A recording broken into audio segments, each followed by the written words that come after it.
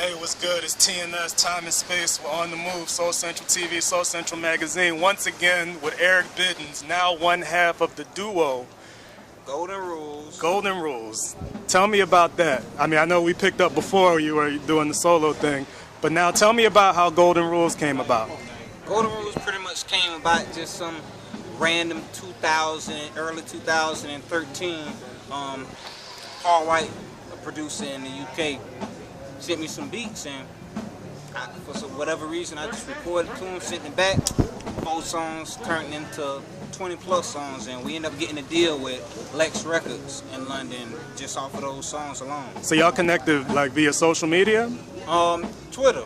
Okay. His manager heard some stuff from another industry person, and they liked it, and really nobody had no expectation. They just sent some stuff over, and just to see if I liked it, and I ended up sending 4 records back, and they loved it, and you know, we just kept going. Next thing you know, we was up to about 15 songs, and we got the deal like 15 songs in. Oh wow! And then, you know, we up to 20 plus songs, and the album coming out August 7th.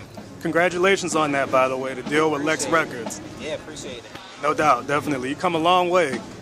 So tell me about how the song with Yasin Bey, aka Mos Def, for old school cats, I call him Mos Bey, because I can't pick one. So tell me about how it came about with Mos Def.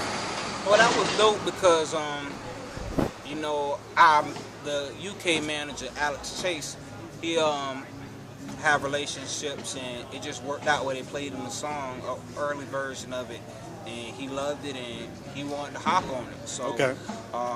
I actually wasn't there at that recording session, but Paul was. He was in the studio with him. Right. But we got to meet and chop it up. He came to our show a few months back while we was in London. We did it with Ghostface Killer. Right. And he came there, we chopped it up, and it was cool from there. So it was a beautiful thing just to have a legend, somebody to respect it.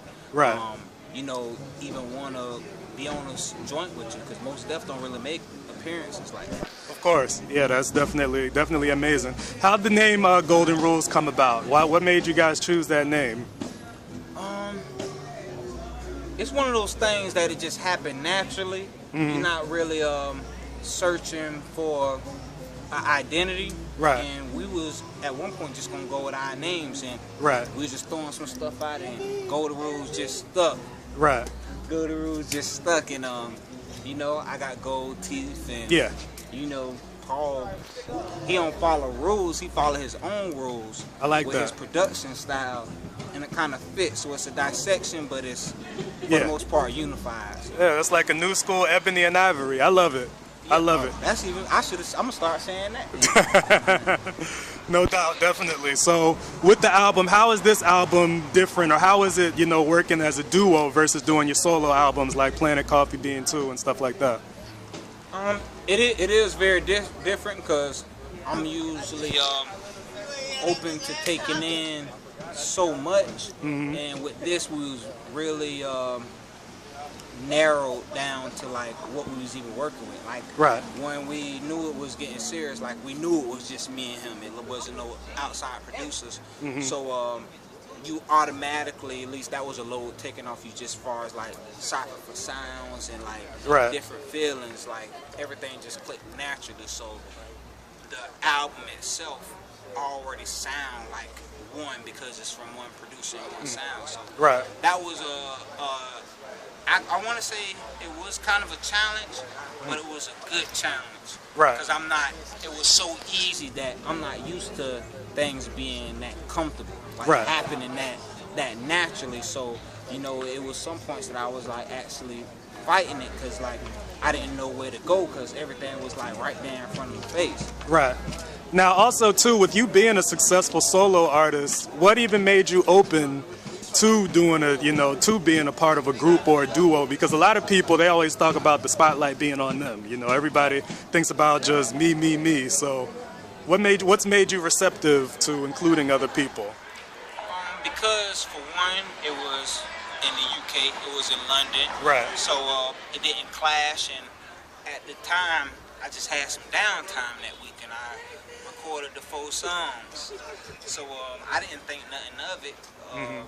And I think me just taking advantage of that little window of opportunity is what, really helped out and took it to the next level.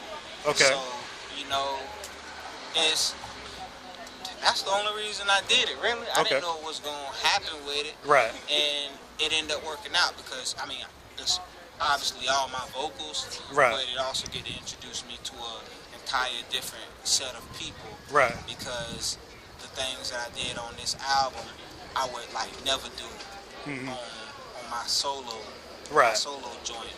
So I'm excited about the fans we already accumulating over there that's actually coming over into the area Biddines world too. And what are some of the things that you did with Golden Rules that you never would have done as a solo artist? Some of the singing records, I don't think I would have approached them the way I did with the Golden Rules. Right. Even some of the funk inspired type songs, like we got this joint Down South Boogie. Love that. Love that track. I don't think I really would have did that, and even some of the language I was using there, I don't think my core fans will tell the difference, Right. but I definitely could tell the difference just being inspired by even being over there overseas and knowing that it's pretty much like the primary market that we launching from. Okay. It gave me just a wider perspective, and I still kept it, local and regional with me. Right. It's obvious I'm a southern artist on that, so I ain't compromised much. Right. Okay. Cool. Tell me about Auntie Pearl's house. First of all, who's Auntie Pearl? That was actually the first track I heard. Yeah. And that was really, really funky. Loved that. Auntie Pearl, I actually got a real Auntie Pearl. She I believe died that. a few years back. Okay. From Ocala, so rest in peace to her, beautiful lady.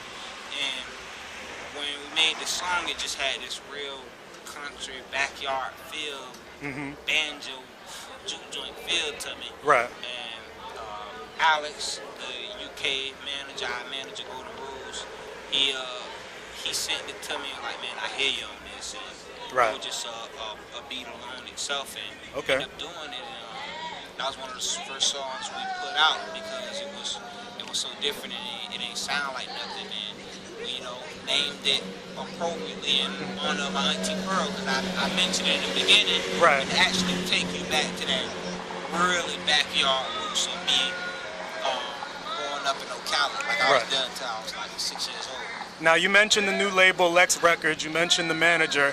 How is is the dynamic any different with T Green? Because I've interviewed you guys since way back. It was T Green as your manager. So tell me about that dynamic. Is it different? Is it the same? Or how's that working? It's definitely different. I only know Alex a little over 2 years now. Me and T Green go way back. So Right. he like a brother. At this point, Alex is like a friend. He obviously more than just a manager, but he plays that mediating role because he also managed Paul's solo, but we need somebody just in the middle that can really be there to make sure that Golden Rules itself is functioning and getting their proper overseeing. Right. And he do that well. So it's different because at some points you can just feel like you talking just business when me and Green, we talk about everything. We might talking about, where we gonna eat at the other day or having diarrhea or something like that. Now what's his input with Golden Rules, being that he was originally your artist, but you have a different artist for Golden Rules? Cool with it. If it wasn't for him, it wouldn't even happen. I see. Our first time going over there, T Green was there with me and we was there in the meetings and just discussing everything. He was hearing the songs, he was a part of everything just as much as anybody else. And, so he gonna continue being a part of it, especially going forward. Right. When we get into a lot of the U.S. stuff, and he still have to manage from my solo stuff in the Golden Rules. So he's still in the loop. It's like he not out of touch with what's going on because so much can conflict if he ain't being notified and aware. Right, okay.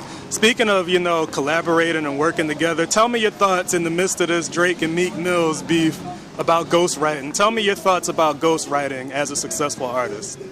I think it's been going on for years. But I feel like hip hop been it came to a point to where everybody was just priding themselves on the MC. Right. We ain't really paying attention to that transition when structure and format started to come in play, because it wasn't. We actually didn't have that early on. Right. So when that transition came, input came in. Right. You know, ideas like Wu-Tang Clan, like a lot of people borrowed from each other just around them, and all of them was straight up MCs. You can't take nothing from them. So I got a good sense of what's real, and I do feel like Drake write his music. I think he was smart enough and generous enough to give people who are relatively unknown the opportunity to lend him some of his stuff. Like, that take a lot for, especially a rapper, somebody who consider themselves an MC and a lyricist. That take a lot for you to say what you think. Why somebody's opinion, like I don't even do that, and you know, it make you second guess. Like, you know, it's easy to do you. It's easy to just rap your own stuff, but try reciting something somebody else said, something somebody else kind of spit, or flow, or even step out your comfort zone because somebody believe that they can, that it may fit you better. And that's harder. Definitely. Anything you'd like to say in closing to your fans of Eric Biddines and Golden Rules? What's up next? Golden Rules, August 7th. Elephant Wings, that's my next album. That will be everywhere. Now, is that solo or as a group? Yeah, that's solo. That's solo. Elephant Wings is okay. That's solo, and that's gonna be huge. I'm really excited about that. Music been done, and got some major features on there, so it's gonna be huge. It's probably gonna be my one of my biggest looks. So y'all, don't sleep on Golden Rules. Don't sleep on the Golden Ticket album. Don't sleep on Elephant Wings. You hearing it here first.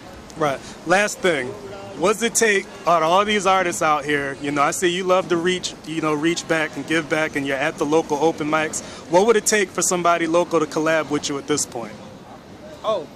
Do your thing. I mean, put out music material, visuals, and, you know, come out to shows. I was just talking to an artist in there, his name Nick, and he just came out, and, you know, that was like, he came, I would say at 8 o'clock, like as soon as they setting up the tables and DJ stuff. And he was here just to be able to talk to me. So things like that, it really make a big difference. Okay, cool.